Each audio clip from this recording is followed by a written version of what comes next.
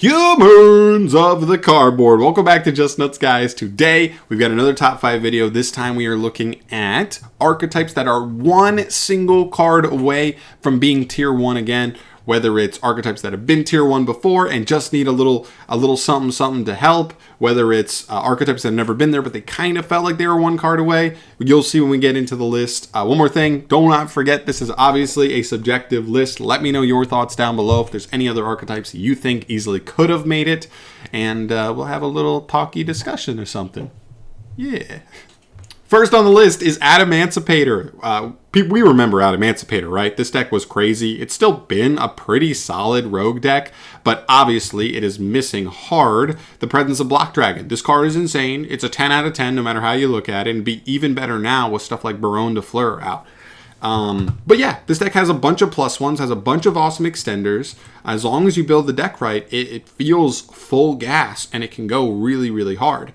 I don't want them to get Block Dragon back. I want them to get some card that maybe feels like it's 50% to 60% of what Block Dragon used to do. And I think that would be a little more fair, but I still think it could be enough to just put them in tier 1 again, because this deck really is solid even without block. So I think Adamancipator is a pretty fair first pick for me. I'm rocking with them, number 1. Or number 5, I guess. Number 4 on the list goes to Beetroopers for me. I love what this archetype has. The first wave was so awesome. I know the second wave was a giant letdown to not only everybody, but me also. I never thought an insect archetype would look so cool, but they have so many good pieces. Sting Lancer is an insane interruption, like actually so cool. You also have stuff like Resonance Insect. You inherently play stuff like Retaliating Sea, and I recently made a video like talking about Therian monsters. Like, what if other types got Therians? Insect could easily be one of those, right?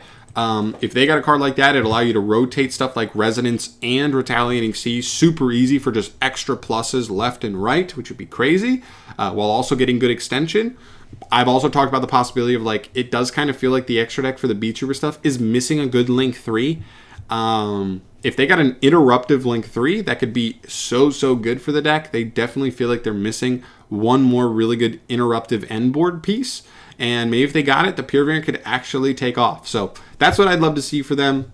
Beetroopers are so cool. I really feel like they're pretty open-ended right now. And while they still have Resonance at 3, they should probably maximize it and get this deck into tier 1 at some point. I'd love to see it. Number 4, Beetroopers for sure. For number 3, we move to Virtual World. This one was another past meta contender.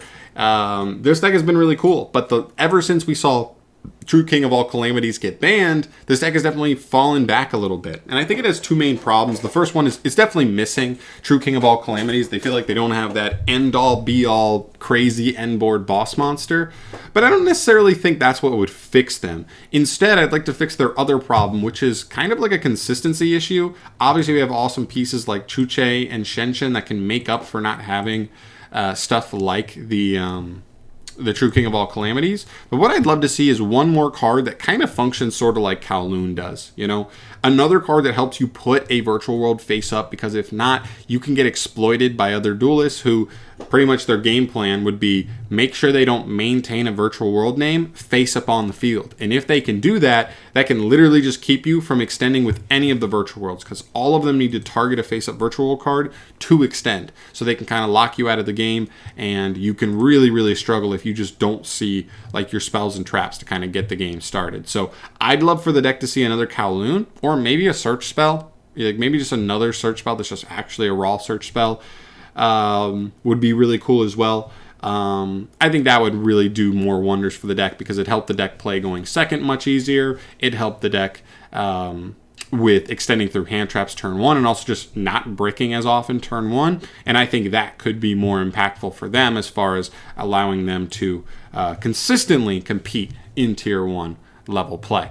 So definitely Virtual World for me. I think we got them in number 3. Pretty good. Stomping down to number 2, Dinosaurs. A lot of people are probably going to be like, oh, no, Dinosaurs. Hear me out. I'm hoping for a new card. Not another Miscellaneous Source. Not more copies of Miscellaneous Source, which, by the way, is one of the most broken cards in the type.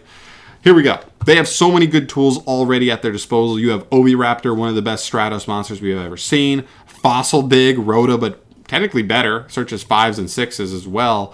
Miscellaneousaurus, obviously, I know it's at 1, but this deck can still make good use of him. I just want to get a card that makes us not have to rely on him as hard. You also have win conditions like UCT. Obviously, I don't need to explain why he is amazing.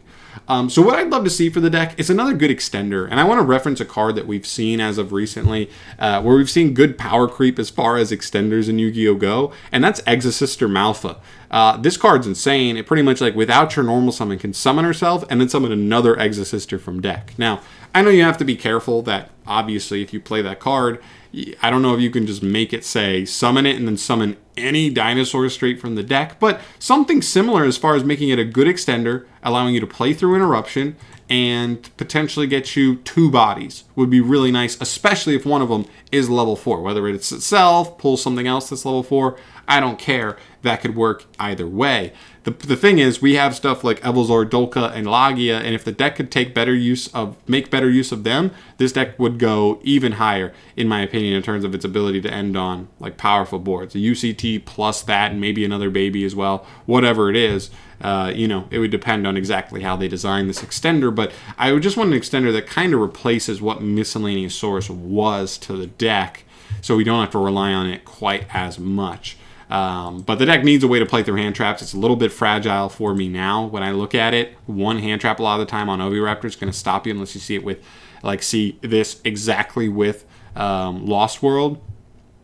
Otherwise, you're in trouble. But still, really, really solid deck. It's still set up to get any little bit of solid support, and it could take off.